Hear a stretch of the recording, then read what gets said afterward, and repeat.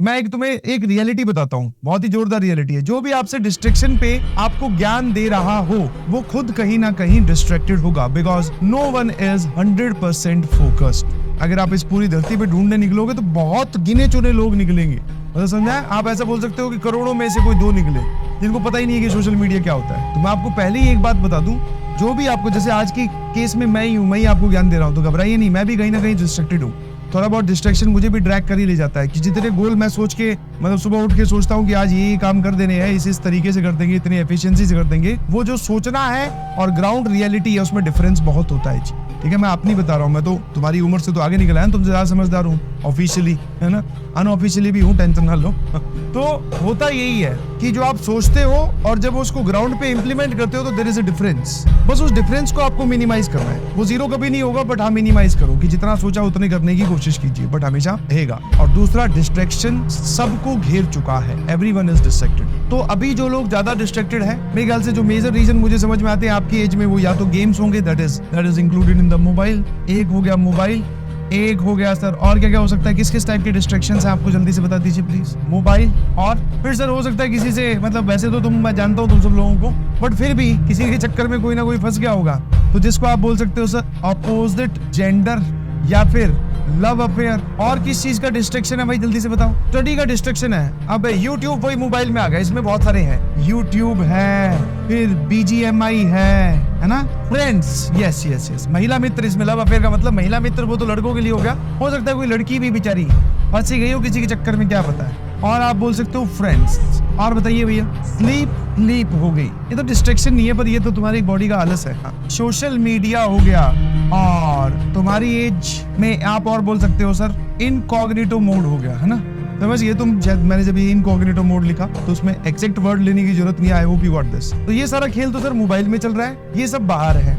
Family function तो कभी कभी होता है भाई, वो काहे की डिस्ट्रैक्शन होगी? ऐसी कौन सी बड़ी फैमिली है बेटा जो रोज ही फैमिली फंक्शन हो रहा है? दैट इज ओकेजनल डिस्ट्रैक्शन, हम रेगुलर की बात कर रहे हैं। एक बोल रहा है सर फैमिली वर्क, हाँ ये भी मैं मानता हूँ कि बहुत सारे लोग हो सकते हैं जो घर पे बैठ के पढ़ रहे हों, परिवार में या परिवार के सदस्य द्वारा दिए गए कामों को या कामों में उलझे रह जाए कि जा बेटा दूध ले आ, जा बेटा उसको ये बोला, जा बाजू वाले के घर से बर्फ ले आ, ये जो भी ये सब चीजें। डे ड्रीमिंग भी है। आ जाओ भाई साहब, तुम्हें बहुत डिस्ट्रैक्शन है यार, इतनी तो मैंने नहीं सोची थी। डे ड्रीमिंग हो गया, इसमें क्या ड्रीम करते हो? मेरे ख्याल से घूम फिर के या तो यहाँ आ जाते होगे और यहाँ से फिर मेरे को लग रहा है वहीं जाते होगे इस पे।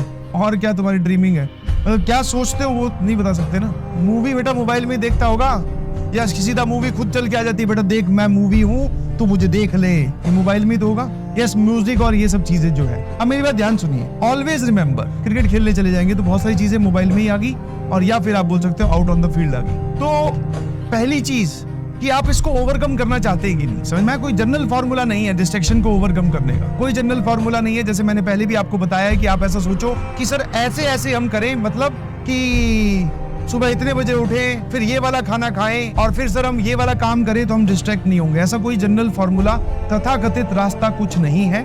आपको खुद इस रास्ते को इन्वेंट करना होगा। जब आप देखेंगे कि जब स्ट्रगल की बात की जाती है, जेईई मेंस की प्रिपरेशन में, एडवांस की प्रिपरेशन में, किसी भी जगह पे जो स्ट्रगल होती है वो स्ट्रगल है क्या? स्ट्रगल क्या है? एक sir out of the study struggle है, मतलब पढ़ाई को छोड़कर एक पढ़ाई के अंदर की स्ट्रगल है कि हम पढ़ने जाते हैं, फिर हमसे सवाल नहीं सॉल्व होते, मैथ्स में नंबर नहीं आ रहे, ठीक है, टेस्ट में रैंक नहीं आ रही, सर ब्लैक लॉग हो गया। ये तुम्हारी पढ़ाई वाली डिस्ट्रैक्शंस। जब आप पढ़ते हो तब ये डिस्ट्रैक्शंस होती हैं, या फिर ये तुम्हारे पास बैरियर आते हैं। सर जब हम पढ़ नहीं रहे होते तब ये सब आती है जो हमें पढ़ने से रोकती है। सिंपल सी कहानी है, एक बात बताइए, 14 लाख बच्चों ने फॉर्म भरा, IIT में सीट 30,000 है लगभग, ठीक है, 20,000 मान लो। NITs की सीट मिला के चलो मैं टोटल एक मोटा हिसाब लूं तो 70,000 बच्चे, तो 14 लाख का 70,000, बाकी कहाँ चले गए?